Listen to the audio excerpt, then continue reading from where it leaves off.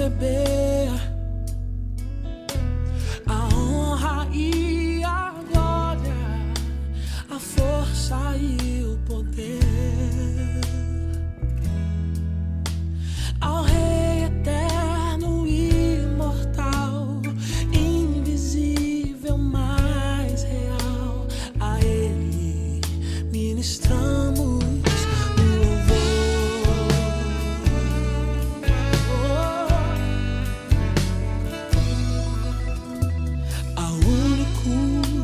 que é digno de receber a honra e a glória, a força e o poder ao Rei eterno e imortal, invisível, mais real. A Ele ministramos o louvor.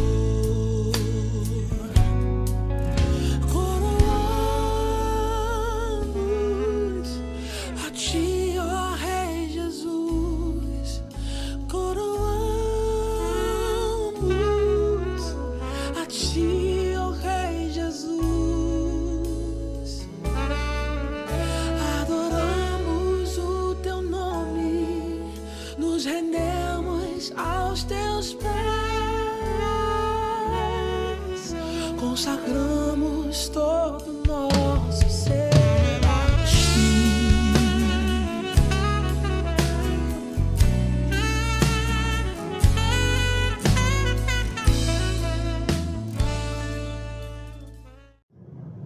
Meu prezado, minha prezada, um bom dia para você. É um prazer, nesse momento, estarmos reunidos nesse ambiente virtual. Meu nome é Alexandre Gouveia Faria, eu sou pastor da Igreja Batista Central do Fonseca e agradeço a Deus pelo privilégio de dividir esse breve tempo nesta manhã com você. Nesse momento, nós vamos orar. Nós estamos reunidos em momento de culto, de adoração, então nós vamos orar e vamos pedir pelo futuro do nosso país. Nós estamos aí completando um tempo de isolamento social e, infelizmente, muita coisa tem acontecido e vidas têm sido perdidas. O sistema de saúde se encontra congestionado, os hospitais de campanha ainda não ficaram prontos, especialmente no Rio de Janeiro. Então, nós vivemos um momento muito crítico e essa situação pode se agravar. Então, nesta oração, nós iremos orar, eu e você, juntos, nós iremos pedir a Deus pelo futuro do nosso Brasil, em todos os estados da federação, para que o Senhor abençoe a nossa terra, a nossa pátria. Em Manaus, no Amazonas, há uma verdadeira tragédia em termos de morte, de vidas sendo perdidas, e em outros estados da federação, no Rio de Janeiro, onde nós estamos. Então, nós precisamos orar e precisamos clamar a Deus para que haja uma intervenção, alguma coisa que Deus faça para nos ajudar e nos abençoar. Parece que as autoridades não estão conseguindo dar conta da demanda e por isso nós precisamos de alguém que seja Senhor do universo, dono de todas as coisas. Eu vou pedir a você que feche os seus olhos, curve a sua fronte, abaixe a sua cabeça e nós vamos orar neste momento e vamos clamar a Deus pelo Brasil. Soberano e eterno Deus, nós te agradecemos, ó Pai, por essa manhã, por esse tempo que o Senhor nos concede. Quero te pedir, ó Deus, que o Senhor abençoe todos que nos ouvem nesta hora, que nos assistem, que sejam agraciados, que sejam abençoados, que sejam cuidados por Ti. Senhor, este momento de pandemia, milhares de vidas têm sido perdidas no Brasil, e nós te clamamos, como a gente vem pedindo a Deus em todas as nossas transmissões, mas neste momento, ó Pai, especificamente pelo futuro da nossa nação. Hoje, ó Pai, é o dia 3 de maio. Tivemos há 2 dias atrás um feriado, Dia do Trabalhador. E hoje, ó Deus, nós estamos perplexos com os números, onde mais de 5.000 pessoas já faleceram, já foram dadas como mortas por causa do Covid-19. E há ainda subnotificações, ou seja, pessoas que estão falecendo e não foi detectada ainda a presença do Covid, mas porque exames não foram feitos, mas a causa-morte talvez tenha sido essa. Nós te pedimos, ó Deus, por todas as famílias brasileiras, por todos os estados da federação, pelos mais de 5.000 municípios desse país, que o Senhor abençoe o povo, que o Senhor abençoe as autoridades, que o Senhor abençoe aqueles que estão com o Covid-19, os que estão resistindo, aqueles que estão internados, que estão utilizando aparelho respirador. Enfim, ó Deus, estenda a tua boa mão sobre a vida do nosso país, sobre a saúde desta nação, ó Deus. Dá lucidez aos nossos governantes para que possam agir, ó Deus, de uma forma suprapartidária, além dos interesses pessoais, para que a população, para que nós, povo, sejamos beneficiados pelas decisões que esses homens têm poder para tomar. Em nome de Jesus, obrigado a Deus por essa manhã, por esse breve tempo em que estamos juntos. Nós te pedimos, em nome de Cristo, que o Senhor nos abençoe neste momento e fale ao coração de cada um de nós. Em nome de Jesus Cristo, autor e consumador da fé, que nós oramos, hoje e sempre. Amém. Nesse momento nós vamos ouvir um louvor ao nosso Pai Celestial, vamos ter um momento de adoração. Mais uma vez eu peço a você, não permita que nenhum barulho, nenhum movimento, nenhuma distração desvie a atenção da casa nesta hora, mas que todos possam estar reunidos para adorarmos ao Senhor em espírito e em verdade. Deus te abençoe. Amém. Nenhum mal sucederá àquele que habita no esconderijo do Altíssimo. Nenhum mal não, nenhum mal não, nenhum mal sucederá, nenhum mal sucederá, nenhum mal não, nenhum mal não, nenhum mal sucederá, nenhum mal sucederá àquele que habita no esconderijo do Altíssimo.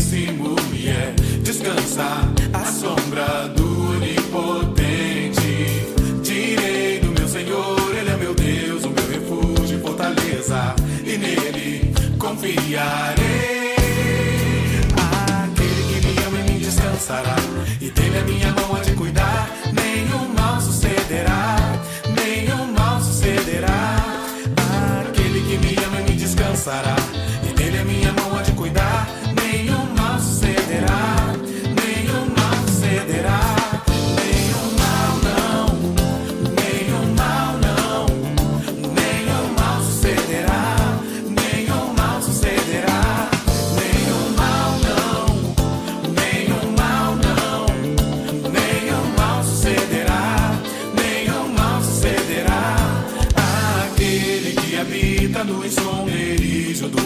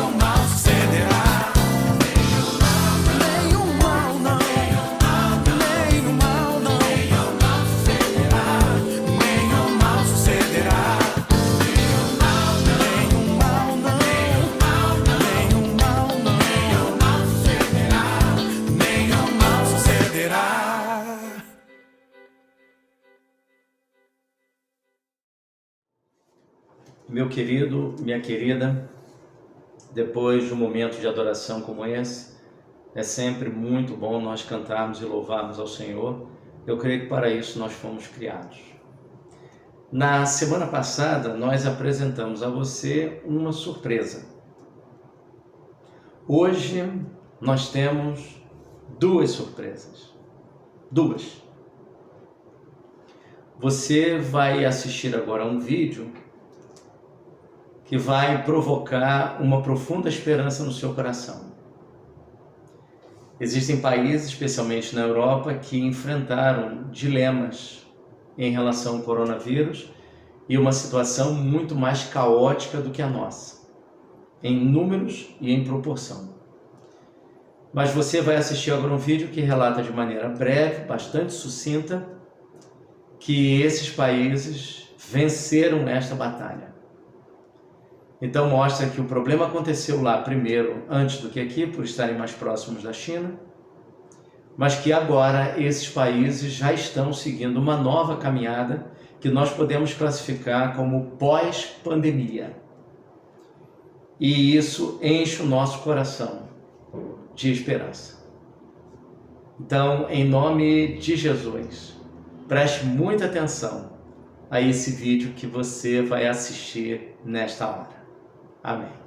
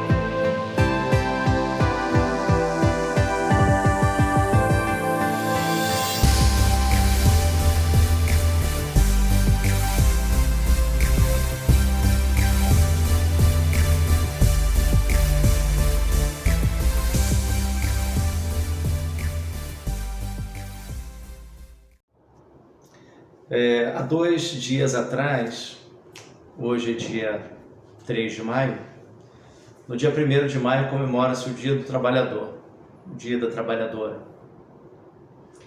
E nós separamos uma reflexão que tem tudo a ver com o Dia do Trabalhador. Imagine você se você começasse a trabalhar numa empresa às 8 horas da manhã e terminasse às 6 horas da tarde, todos os dias. E você trabalhasse ao longo de uma semana, de segunda a sexta, e fosse acertado com você um determinado valor de salário, suponhamos, R$ 1.800, R$ 1.900 de salário. Mas aí nesse mesmo setor tem uma pessoa que começa a trabalhar a 1 hora da tarde. E ela faz uma função, se não igual, extremamente semelhante à sua. E essa pessoa trabalha de 1 da tarde até às 18 horas, até às 6 da tarde. Então, quando ela chega ao trabalho, você já está trabalhando há 5 horas. Descontado aí o horário do almoço, 4 horas de trabalho e 1 hora de almoço. Quando você está voltando do almoço, ela está pegando no trabalho. E ela trabalha de 1 às 6, de maneira ininterrupta, e ela então sai às 18 horas junto com você. E você descobre que ela fazendo a mesma coisa que você faz, ou um trabalho extremamente semelhante, tendo a mesma formação que você tem, estando na empresa um tempo de 5 horas a menos diariamente, ela recebe o mesmo salário que o seu, de R$ 1.900. Como que você se sentiria? Pois bem, Jesus contou uma história, uma parábola, que narra uma situação muito semelhante a essa, mas com uma riqueza de detalhes e uma perfeição, uma magnitude extraordinária. E essa história narra a situação de 5 contratações. E essas contratações, elas foram diferentes. A primeira contratação é diferente das 3 seguintes, que é diferente da última contratação. As pessoas começaram a trabalhar, o primeiro grupo começou a trabalhar ao nascer do sol, vamos colocar assim, às 6 horas da manhã. Um outro grupo começou a trabalhar às 9 horas da manhã. Um outro grupo, um terceiro grupo, chegou ao meio-dia, em ponto. Um outro grupo chegou às 3 da tarde. E um último grupo chegou às 5 horas da tarde, faltando 1 hora para o término do trabalho diário. A nossa ideia humana é de que cada um desses grupos que começou a trabalhar em horários diferentes, eles deveriam receber valores proporcionais. Então, por exemplo, se o trabalho era de 6 horas da manhã até as 6 horas da tarde, 12 horas de trabalho, ainda que houvesse algumas paradas durante todo esse horário. Ninguém consegue trabalhar 12 horas de maneira ininterrupta.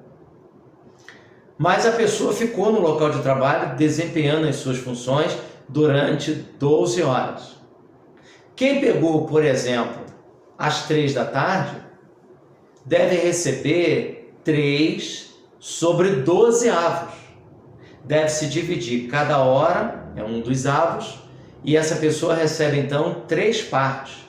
Quem começou a trabalhar às 5 horas da tarde, trabalhou só 1 hora. Repare, essa pessoa que começou às 5 horas da tarde, ela acordou 10 horas da manhã, ela almoçou ao meio-dia, ela voltou a tirar um cochilo 1 hora da tarde, ela viu o Globo Esporte, Jornal Hoje, RJTV, Vale a Pena Ver de Novo, Sessão da Tarde, e pegou no trabalho às 5 horas e ainda ficou no lanche. 10 para as 6 havia um lanche, ela ainda pegou o lanche, ou seja, ela não trabalhou nem 1 hora, ela trabalhou 50 minutos.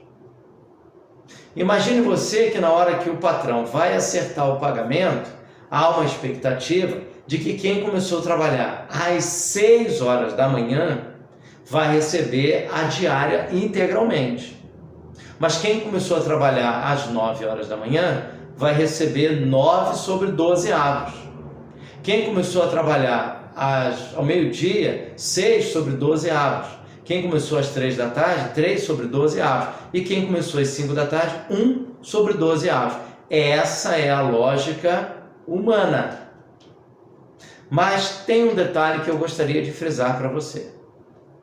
Algumas informações importantes. Nós temos nos evangelhos, especialmente nos 3 primeiros evangelhos, Mateus, Marcos e Lucas, cerca de 42 parábolas. Essa contagem varia de acordo com o comentarista que esteja trabalhando e comentando as parábolas. Mas, via de regra, o consenso é de que nós temos 42 parábolas. Além das parábolas, nós temos as ações parabólicas. Na parábola é Jesus ensinando através de um discurso. Nas ações parabólicas é ele ensinando através de um gesto. Ele tem uma ação e essa ação significa um tipo de ensino, onde ele não usa parábolas. Um exemplo de ação parabólica extraordinária nos evangelhos é quando Jesus amaldiçoa a figueira, lá em Marcos capítulo 11. Então, 42 parábolas de um lado, ações parabólicas do outro, e tem uma coisa importante que eu queria que você guardasse, que é extremamente importante. Todas as parábolas, eu disse todas, invariavelmente, todas as parábolas têm o objetivo de anunciar um aspecto do reino de Deus. Todas as parábolas estão condicionadas ao anúncio do um aspecto do reino. Ou Jesus fala sobre oração, ou ele fala sobre a segunda vinda, ou ele fala sobre o juízo de Deus, sobre salvação, sobre a graça. É um aspecto do reino que está sendo envolvido e discutido naquela parábola. E nessa parábola que nós iremos examinar a primeira parte dela nesta manhã e a segunda parte dela na parte da noite. Então, você vai abrir a sua Bíblia em Mateus capítulo 20, de 1 a 16. E nós iremos pensar juntos nessa parábola de Jesus. E a primeira parte da nossa reflexão nessa manhã e a segunda parte logo mais à noite, às 19 horas. Estaremos juntos, reunidos em nome de Jesus. E você pode acompanhar com a sua Bíblia, com o aplicativo, ou vai aparecer o texto nessa tela, na tela que você está assistindo, vai aparecer aí o texto para poder te abençoar na versão Almeida século 21. A parábola que nós iremos ler está em Mateus capítulo 20. E essa parábola tem como título a parábola dos trabalhadores na vinha. Vamos examinar essa parábola? A gente vai lendo e vai pensando sobre ela, eu e você, para nós chegarmos aí o que Jesus queria nos informar, o que Jesus queria ensinar ao compartilhar, ao contar essa história. Mateus, capítulo 20, a partir do verso de número 1, primeiro verso. Porque o reino do céu é semelhante a... Essa apresentação é a apresentação da parábola, e eu queria que você entendesse que o reino do céu é semelhante a, não é semelhante a um homem. O reino do céu não pode ser semelhante a um pecador. O reino do céu é semelhante a, você tem toda a parábola, você tem toda a imagem. O reino do céu é semelhante a toda a imagem que será apresentada. Parábolas são imagens do reino de Deus. Então, o reino de Deus é semelhante a... Não é um homem, porque não pode ser semelhante a um pecador, mas semelhante a toda a imagem que será apresentada por Jesus. Ele vai apresentar todo um cenário. O reino de Deus é semelhante a este cenário como um todo. Porque o reino do céu é semelhante a um proprietário que saiu de madrugada para contratar trabalhadores para a sua vinha. Tudo leva a crer que a colheita da uva chegou, provavelmente no mês de setembro, e há necessidade de trabalhadores para a sua vinha. Esse homem vai sair para fazer várias contratações. Vamos analisar cada uma dessas contratações. A primeira contratação, o texto é claro, ele sai bem cedo, ao amanhecer, por volta aí das 6 horas da manhã, para assalariar trabalhadores para a sua vinha. Verso número 2. Tendo combinado com os trabalhadores o valor de 1 denário por dia, mandou-os para a vinha. Então, um denário era uma moeda de prata que significava o trabalho de um dia de um trabalhador, especialmente de um trabalhador braçal. Então, vamos estipular um valor? Vamos colocar que essa diária seria hoje aproximadamente R$150. Só um valor para nós termos uma comparação. Então, esses homens foram contratados, foi feito um acordo, foi feito um contrato de trabalho, ainda que não houvesse contrato de trabalho, como nós conhecemos hoje, leis trabalhistas, CLT, mas você tem algum tipo de contrato de trabalho. Acreditamos que o que está sendo apresentado aqui não era de forma alguma coisa ilegal, tanto que foi aceito pelos trabalhadores e eles pegaram firme. Eles ficavam num local na praça. Alguns ficavam sentados, outros ficavam em pé, e chegava alguém interessado em contratar mão de obra, levava aquelas pessoas para serem diaristas, para receberem por dia. Ele então sai de manhã bem cedo, por volta de 6 horas da manhã, para contratar trabalhadores para a sua vinha. Então ele sai com esse objetivo, para contratar, para assalariar trabalhadores para a sua vinha. Convida essa equipe, 3, 4, de repente 5 pessoas, e essas pessoas vão trabalhar, ou talvez até mais. Essas pessoas foram para a sua terra trabalhar na colheita da uva. Vamos continuar? Verso número 3. Por volta da hora terceira. Hora terceira é às 9 horas da manhã. Então, tivemos uma primeira contratação às 6 horas da manhã, agora uma segunda contratação às 9 horas da manhã. Por volta da hora terceira, saiu e viu que outros estavam ociosos na praça. E disse-lhes, verso número 4, ide também vós para a vinha, e eu vos darei o que for justo. E eles foram. Você observa nessa contratação, a partir dessa segunda contratação, que serão na verdade 3 contratações nesse mesmo modelo. Na primeira contratação, ele estabeleceu uma proposta de trabalho, uma espécie de um contrato, ainda que verbal, mas ele estabeleceu um contrato. Aqui, na segunda, terceira e quarta contratações, não vai haver nenhum contrato de trabalho, não vai ser estipulado nenhum valor. Ele faz uma promessa de remuneração a eles. Então, a primeira contratação está baseada num contrato de trabalho. A segunda contratação, a terceira e a quarta estão baseadas numa promessa. O dono da vinha faz uma promessa e esses trabalhadores decidem aceitar. E aí fica uma pergunta, ou algumas perguntas em relação a isso. Primeira delas, era um hábito que as contratações fossem feitas dessa forma e esses trabalhadores já estariam acostumados a essa realidade? Segunda possibilidade, essa contratação foi feita dessa forma, não com um contrato, mas apenas com uma promessa, porque esse patrão, esse senhor, gozava de respeito, de credibilidade, de confiança junto àquela comunidade e o que ele dissesse poderia ser afiançado? Terceira pergunta, esses homens foram lá não porque era um hábito, não porque fosse uma prática, ou porque o patrão estimulava eles algum tipo de confiança, mas porque na verdade esses homens não têm escolha, ou eles aceitam essa proposta, ou eles ficariam sem trabalhar. Repare, não existe lei trabalhista, não existe justiça do trabalho. Nós estamos numa época muito diferente dos nossos dias, cerca de 2000 anos atrás. A sociedade não tinha todo o desenvolvimento que nós temos hoje, como Estado moderno, com poder legislativo, executivo, judiciário. Não há essa realidade. Eles estão num mundo tremendamente simples, um mundo modesto, um mundo sem as complexidades desse mundo, sem o desenvolvimento desse tempo presente. Então, a primeira contratação tem uma espécie de contrato de trabalho, tem a aprovação de ambas as partes, começa a trabalhar às 6 horas da manhã, uma segunda contratação foi feita e essa contratação, ele sai não com o objetivo de contratar, mas ele sai e vê os trabalhadores lá na praça, estão ociosos, sem ocupação profissional, e ele sabe que essas pessoas precisam de levar o pão para a sua casa, eles trabalham diariamente. Antes do término do dia, eles precisam receber o seu salário. Então, a segunda contratação, às 9 horas da manhã, foi a partir de uma promessa. A terceira contratação e a quarta contratação seguirão na mesma linha. Vamos acompanhar? Verso de número 5. Saiu outra vez por volta da hora sexta, meio-dia.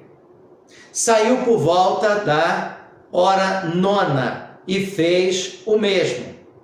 Então você observa que ele saiu às 9 da manhã, ao meio-dia e às 3 da tarde. Essas 3 contratações são caracterizadas a partir de uma promessa. Nem valor foi estabelecido. Mas o que você e eu pensamos? E o que esses trabalhadores talvez pensassem? Que haveria uma remuneração baseada na relação de proporcionalidade. Quem começou às 6 horas da manhã receberia um denário. Convenhamos aqui. Combinamos R$150. Quem começou a trabalhar às 9 horas da manhã receberia um valor menor que esse, talvez R$ 120, alguma coisa assim. Quem começou ao meio-dia receberia metade desse valor, 150 dividido por 2, R$ 75. Então receberia R$ 75 pelo trabalho de meio-dia às 6 da tarde. Quem começou às 3 da tarde, é só você dividir o valor de 150 dividido por 4. Então, era essa a ideia de proporcionalidade que estava na mente dos ouvintes de Jesus e também na mente dos trabalhadores que participam dessa história. Na verdade, a parábola não tem uma obrigação disso ter acontecido exatamente como está aqui. A parábola é uma história verossimilhante, ou seja, Jesus conta uma história do cotidiano para ilustrar verdades espirituais. Na verdade, é o contrário, ele já tem a verdade espiritual em mente e ele precisa ilustrar com aspectos humanos para que os seus ouvintes entendessem a dinâmica e a realidade do reino de Deus. E não havia melhor forma deles entenderem do que Jesus contando essas histórias para os seus ouvintes. Então, a primeira contratação, ele sai para contratar às 6 horas da manhã, a segunda contratação às 9, a terceira ao meio-dia, depois às 3 da tarde. Todas elas estão baseadas numa promessa de que eu darei a vocês aquilo que for justo. Final do verso 4 ele diz, eu vos darei o que for justo. Fica uma interrogação, o que ele consideraria justo? Nós entendemos que numa relação de proporcionalidade, a partir do valor de um denário, que nós convencionamos aqui, cerca de R$ 150 a diária de um trabalhador por dia. Verso número 7. Eles lhe responderam, porque ninguém nos contratou, e eles disse, ide também vós para a vinha. Então, todos trabalharam, e tem uma última contratação que eu pulei aqui, na verdade é o verso 6. De igual modo, por volta da 11ª hora, às 17 horas, 5 horas da tarde, alguém começou a trabalhar às 5 horas da tarde, e trabalhou durante 1 hora apenas, num trabalho braçal. E mais, vai receber o mesmo valor de quem começou às 6 horas da manhã. E eu pergunto a você, você acha isso justo? Se fosse você que tivesse começado a trabalhar às 6 horas da manhã, você acharia justo alguém que começou às 9 horas, 3 horas depois de você, receber o mesmo valor, R$ 150? Ou alguém que começou ao meio-dia, já chegou almoçando, chegou na hora do almoço, antes de trabalhar, filou uma boia, almoçou, depois começou a trabalhar. Alguém que chegou às 3 horas da tarde. E tem um grupo aqui, o último grupo, que chegou na hora 11ª, na versão antiga, 1/10 hora, que pegou às 17 horas, 5 horas da tarde. E vai receber o mesmo valor, um denário, que nós combinamos de equivaler a R$ 150. Eu insisto na minha pergunta. Se fosse você que tivesse começado a trabalhar às 6 horas da manhã, como que você se sentiria vendo alguém que começou às 5 horas da tarde, depois que você já estava no local de trabalho 11 horas, com o sol a pino, num trabalho braçal com muito esforço físico, você às 5 horas da tarde extremamente cansado ou cansada, já suou muito, e alguém chega às 5 horas da tarde, não sua nada, e pega um denário, pega R$ 150. E eu pergunto a você, este patrão está sendo justo ou injusto? Qual é a sua opinião? Ele está sendo justo ou injusto? Qual foi a forma de pagamento? Quem recebeu primeiro? Quem pagou? Qual foi a reação dos que começaram primeiro, vendo que os últimos receberam o mesmo valor? Não prevaleceu a regra da proporcionalidade. Vamos examinar? Verso de número 8. Ao anoitecer, o dono da vinha disse ao administrador. Então entra em cena o administrador, que até então não havia aparecido na história, mas que ele aparece, que provavelmente é a pessoa responsável por fazer os pagamentos. Quando estava terminando a jornada, ele era apresentado e então seriam feitos os pagamentos. Ao anoitecer, verso número 8, o dono da vinha disse ao administrador: chama os trabalhadores e paga-lhes o salário. Então você veja que tem aí já uma pista dessa realidade, de que não será praticada aquilo que seria mais óbvio, uma regra de proporcionalidade.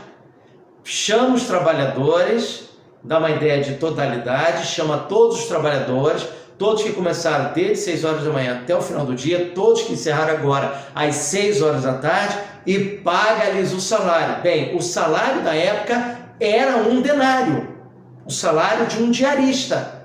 Então chama-lhes e paga-lhes o salário, dá uma pista, Jesus dá uma pista na história de que essas pessoas vão receber o valor equivalente ao salário diário. E o salário diário para um trabalhador braçal era equivalente a 1 denário, uma moeda de prata. E essa moeda de prata, nós convencionamos considerá-la R$150 hoje.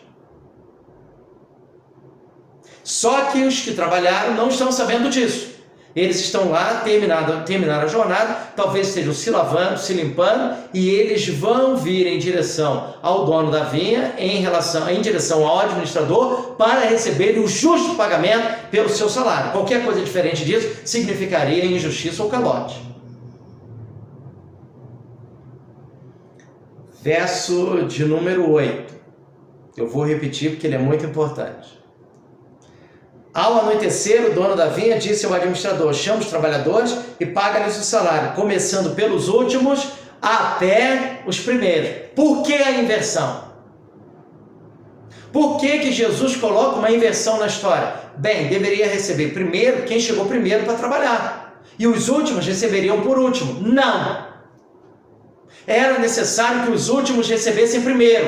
Era necessário que o grupo que começou às 5 horas da tarde e trabalhou apenas 1 hora, recebesse primeiro, para que o grupo que começou às 3 horas da tarde visse o pagamento que quem começou às 5 horas da tarde recebeu. E assim sucessivamente. Quem começou ao meio-dia, veria o pagamento de quem começou às 3 horas da tarde e às 5 horas da tarde. Quem começou às 6 horas da manhã, veria o pagamento de todos eles.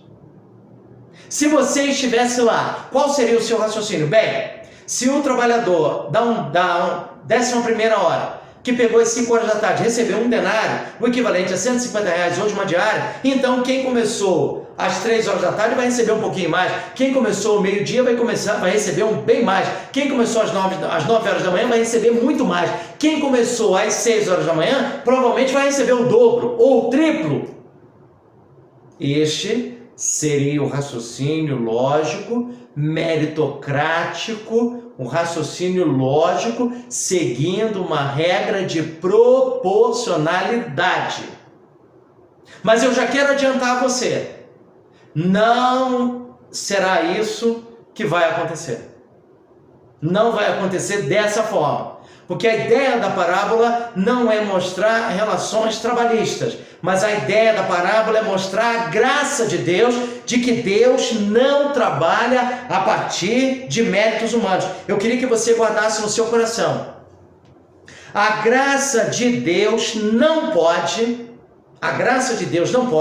simplesmente ser dividida em quantidades proporcionais aos méritos acumulados pelos homens. Eu vou repetir. A graça de Deus não pode simplesmente ser dividida em quantidades proporcionais aos méritos acumulados pelos homens. É essa a ideia que a parábola quer mostrar, que Deus é capaz de agir com graça, para além dos nossos méritos. E a relação de Deus para com você, a relação de Deus para comigo, é uma relação graciosa, mas nem sempre nós entendemos assim.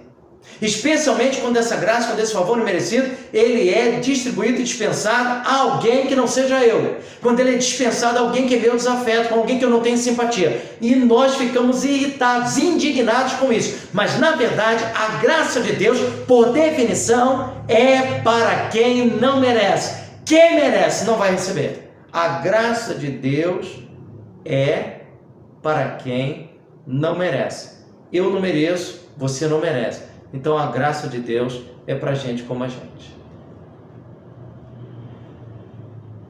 Verso de número 10.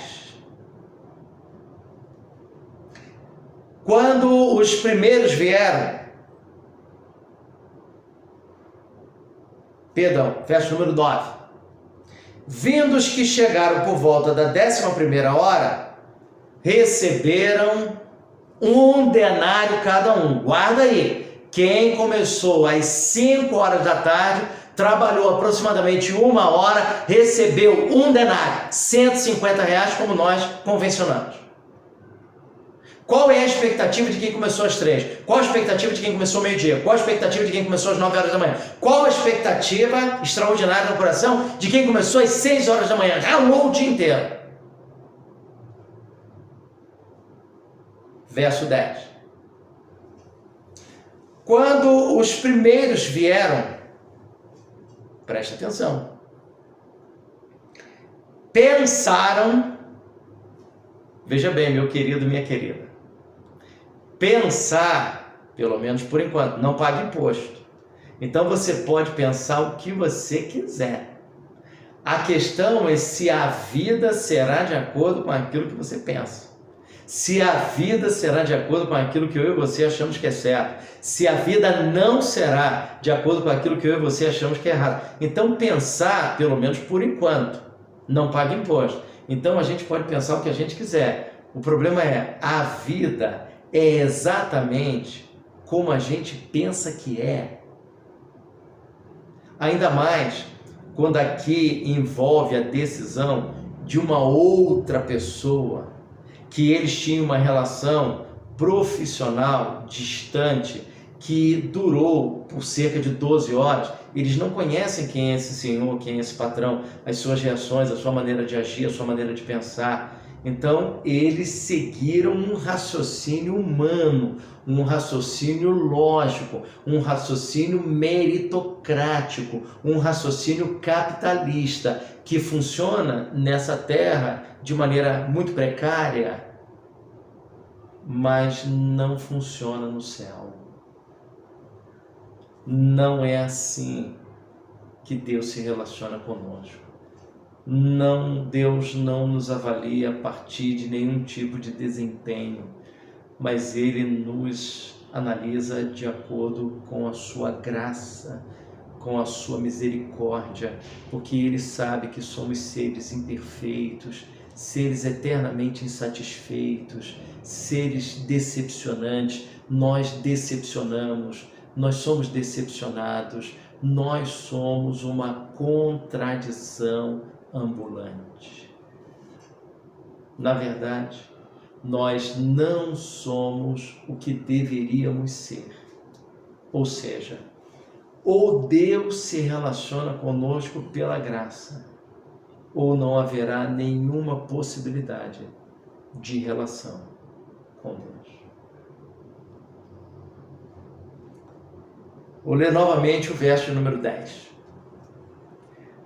Quando os primeiros vieram, pensaram que receberiam mais. Eles, porém, também receberam 1 denário cada um. Quando bateu 1 denário na mão deles, eles pularam dessa altura. Ué, peraí. Começou a reclamação, começou o questionamento, começou a avareza.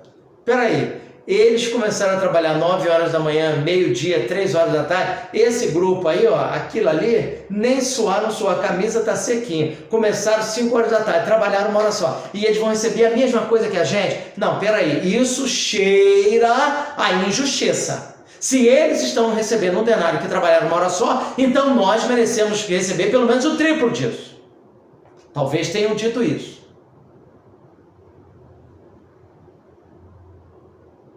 E ao recebê-lo, verso 11, queixaram-se do proprietário, dizendo: os que vieram por último trabalharam somente 1 hora. 1 hora. E receberam o mesmo denário que a gente. Peraí. Os que vieram por último trabalharam somente 1 hora. E tu os igualastes a nós, que suportamos a fadiga do dia inteiro e o calor intenso. Peraí. Tem alguma coisa errada nisso.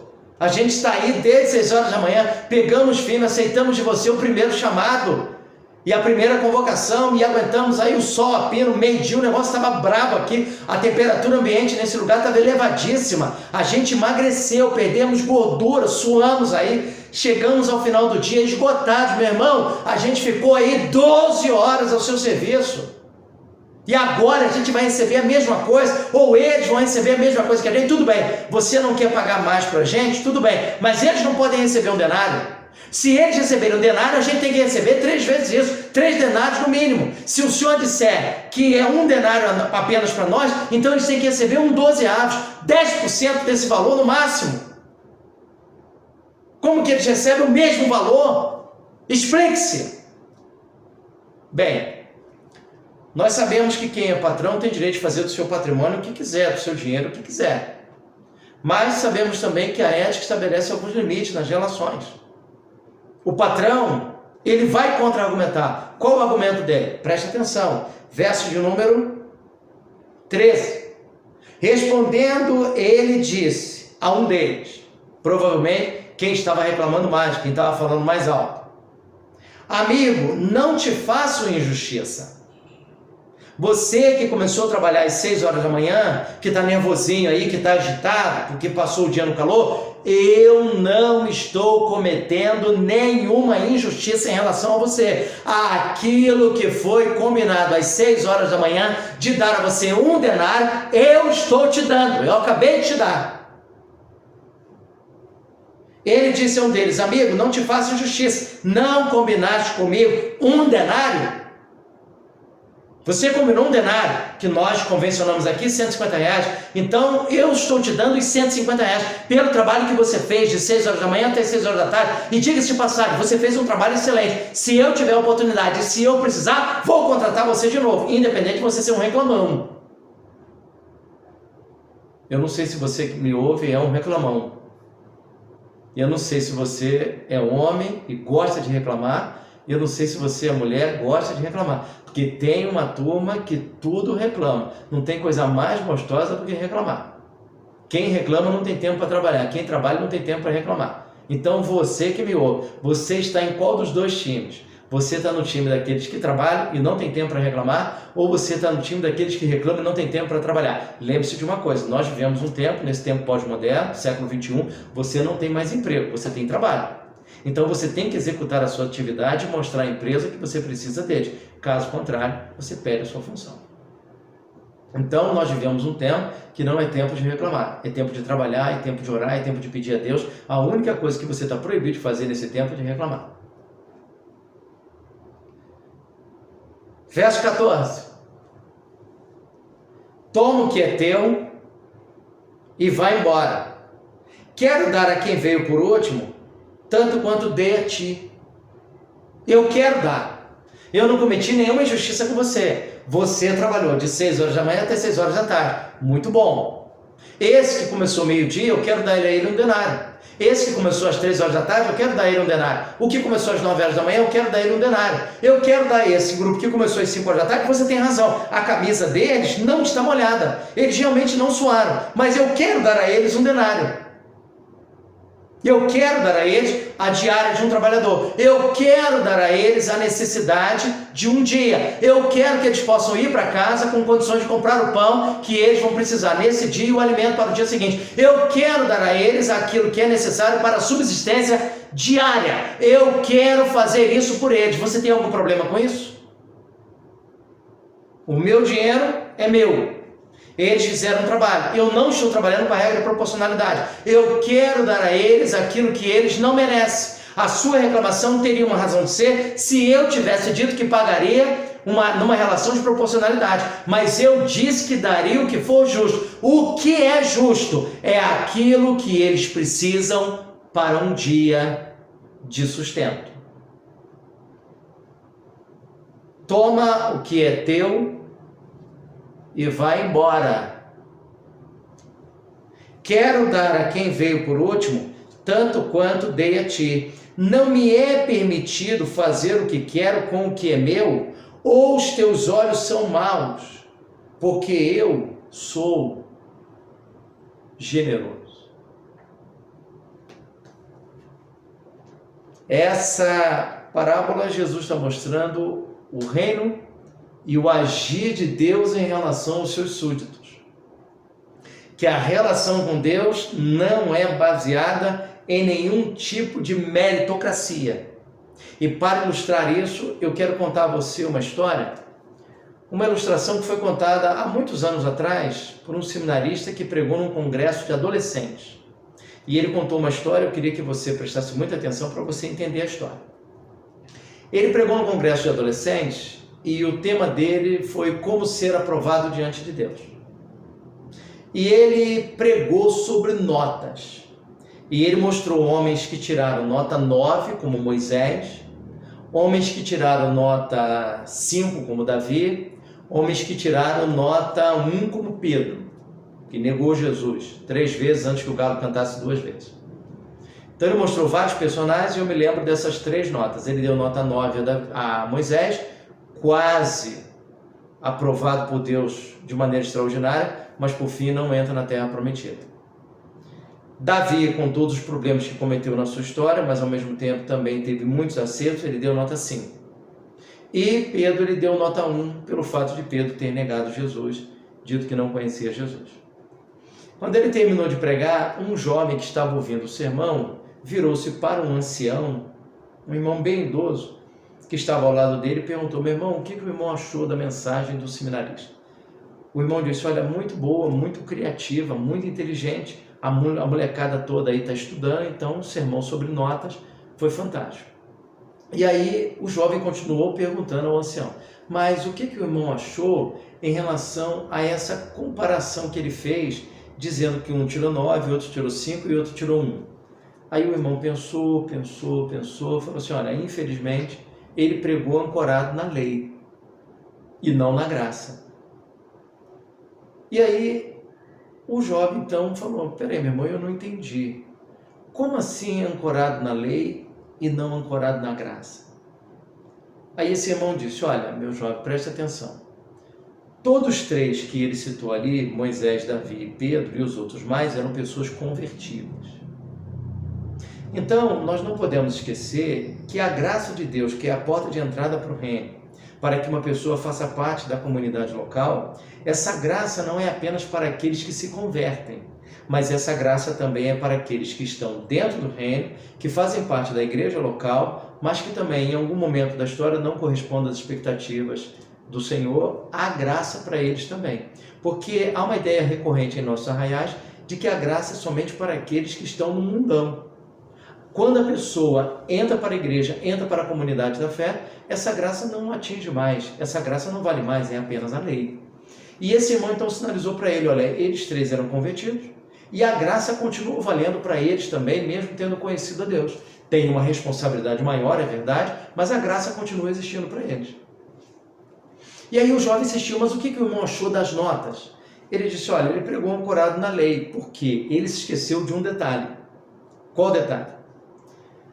Para aquele que ele disse que tirou 9, e ele frisou que para sermos aprovados precisamos tirar 10, para aquele que tirou 9, a graça completa o 1 que falta. Para quem tirou 9, a graça completa o 1 que falta. Para quem tirou 5, a graça completa o 5 que falta. Para quem tirou 1, que ele deu a nota a Pedro, nota 1. Para quem tirou 1, a graça completa os 9 que faltam. Então vamos reprisar? Para quem tirou 9, a graça completa o 1 que falta. Para quem tirou 5, a graça completa o 5 que falta. Para quem tirou 1, a graça completa o 9 que falta. De tal maneira que quem tirou 1 e é quem menos merece, é quem mais recebe. Você consegue explicar isso? Eu não consigo. Quem tirou 9 deveria ser quem mais deveria receber. Não, ele recebe 1 para completar o 10. Quem tirou 5 deveria receber mais do que quem tirou 1, mas ele recebe 5 para completar o 10. Quem tirou 1 recebe 9 para completar os 10 e ser aprovado. Porque todos 3 são convertidos, a graça continua operando sobre a vida deles e recebe mais. Quem merece menos.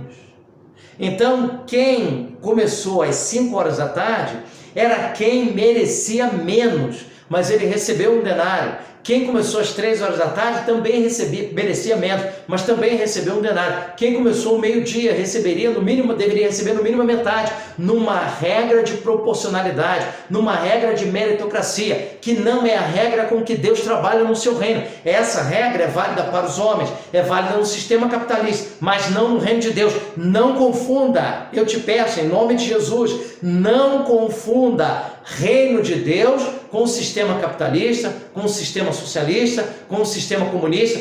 Todas essas ideologias criadas pelo homem, inventadas pelo homem, que você tem direito de acreditar em qualquer uma delas ou de não acreditar em nenhuma delas, mas essas ideologias são criadas, inventadas pelos homens. Logo, elas ficam aquém do Evangelho.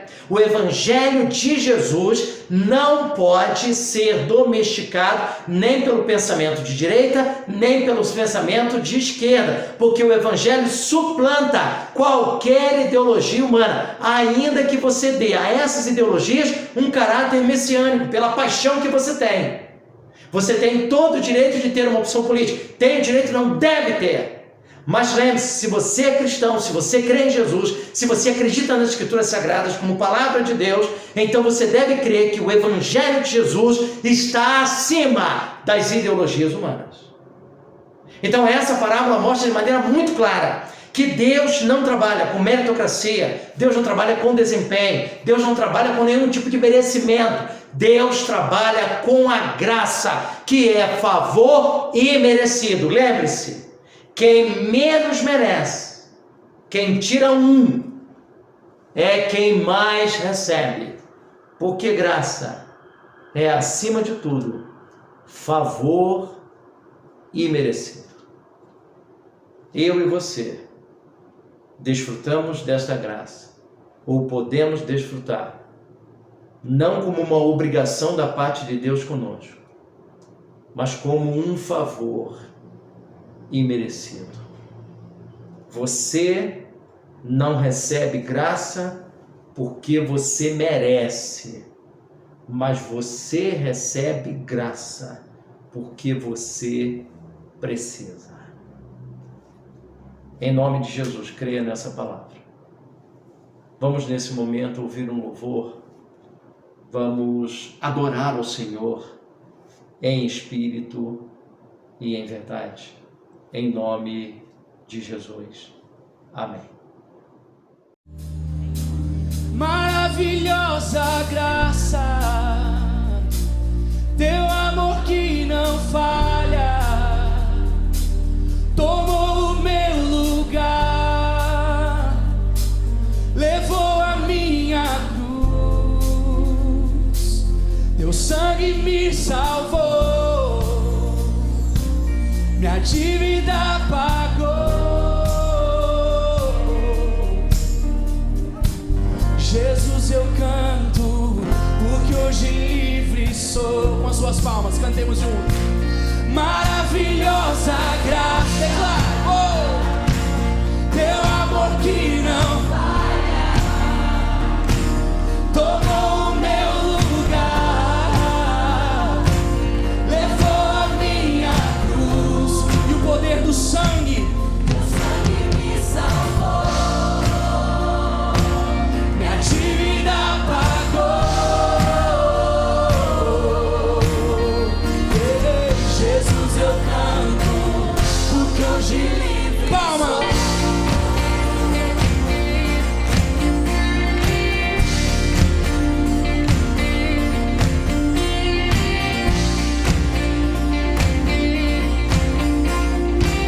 Veja só, irmãos, quem tem poder? Quem tem poder sobre o pecado, e o seu amor é poderoso, o Rei da glória, o poderoso Deus. A terra treme com sua voz e nos deixa maravilhados, o Rei da glória, poderoso Deus. Espante o frio e declare: maravilhosa graça, teu amor que não falha, tomou o meu lugar,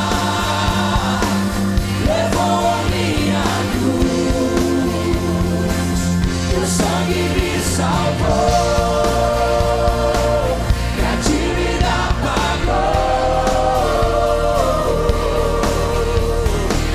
Jesus, eu canto, porque hoje livre sou.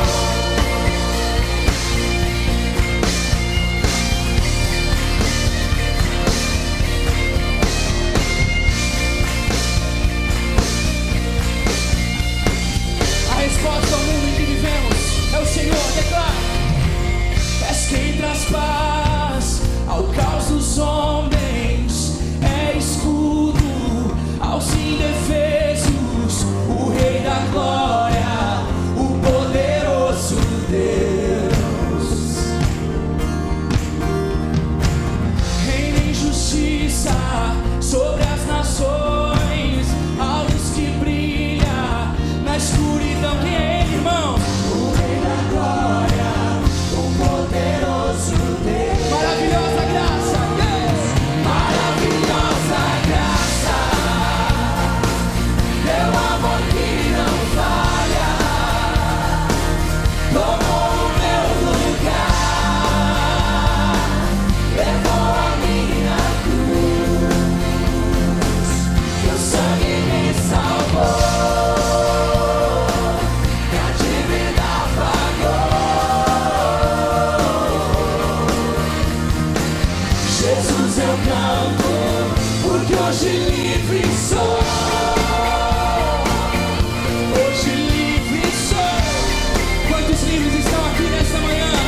Você pode dar um grito de alegria pela sua liberdade.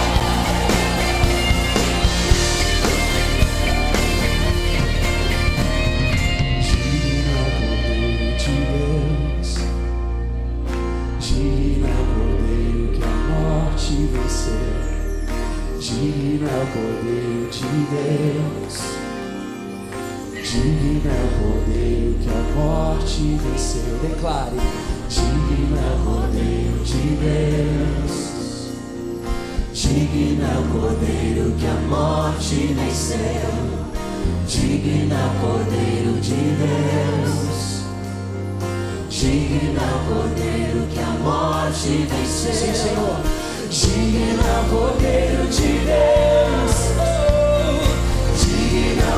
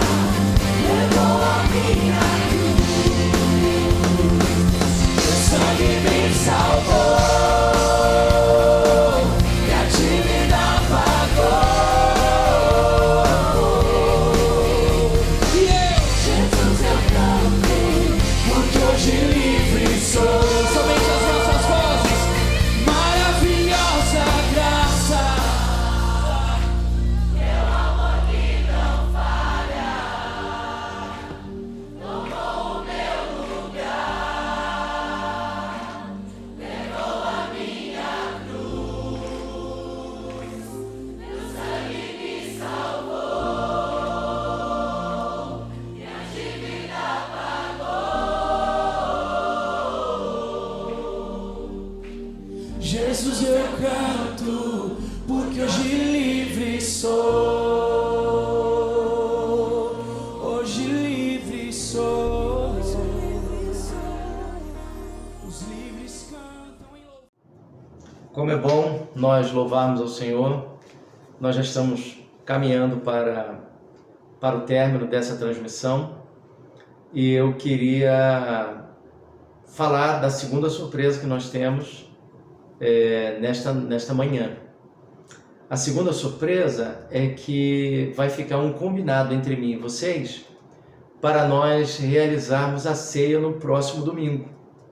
Então eu vou fazer um pedido a você que você compre o pão, geralmente o pão aquele formato de pão plus vita, que parte em pedaços, e um suco de uva, e você separar na sua casa aquilo que poderia funcionar como um cálice e ser feita a distribuição no próximo domingo, que é o segundo domingo de maio, será o segundo domingo de maio, e a gente vai então ter a primeira ceia virtual. Eu nunca celebrei uma ceia desta forma, vai ser uma experiência nova para mim, e talvez você, como crente que nos acompanha nesse canal, talvez seja uma experiência nova para você também. Mas nós teremos no próximo domingo a celebração da ceia, segundo domingo de maio, e será uma ceia virtual. Eu vou estar aqui, você aí na sua casa, e nós celebraremos a ceia do Senhor. Então, esse é a segunda surpresa que nós temos nessa manhã, é convidar você a fazer essa compra durante a semana, se você assim puder, e na próxima semana, no domingo, a gente então celebrar a ceia do Senhor Jesus com o pão e com o cálice, você, cada família individualmente na sua própria casa.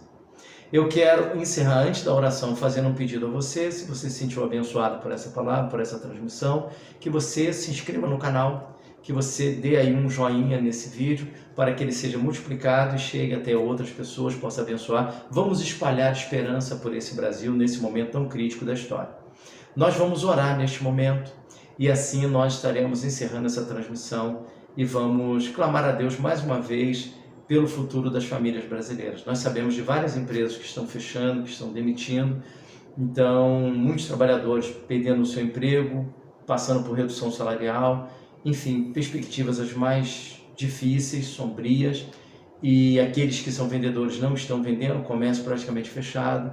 Então vamos orar nesse momento pelo futuro das famílias, para que não falte o pão de cada dia. Soberano e eterno Deus, nós te agradecemos por essa manhã e te pedimos nesse momento que o Senhor abençoe, ó Deus, todas as famílias brasileiras. Já oramos no início dessa transmissão pelo futuro do nosso país e agora pelo futuro das famílias. Que o Senhor abençoe as famílias, aqueles que estão perdendo o seu emprego, aqueles que tiveram redução salarial, enfim, ó Deus, aqueles que são vendedores, que precisam vender para levar o pão de cada dia. Enfim, ó Deus, abençoa os comissionados. Abençoa, Deus, todos os trabalhadores do nosso país, os aposentados, pensionistas, os enfermos. Enfim, ó Pai, cuida da nossa nação e do futuro desse país. Em nome de Jesus que nós jogamos a Tua bênção, ó Deus, sobre a nossa nação, e nós fazemos isso em nome de Jesus Cristo, hoje e sempre. Amém. Que o Senhor te abençoe, te dê um domingo maravilhoso, em nome de Jesus. Amém. Maravilhosa graça, teu amor que não falha, tomou o meu lugar, levou a minha cruz, teu sangue me salvou, pra ti me dar pagou. Jesus, eu canto, porque hoje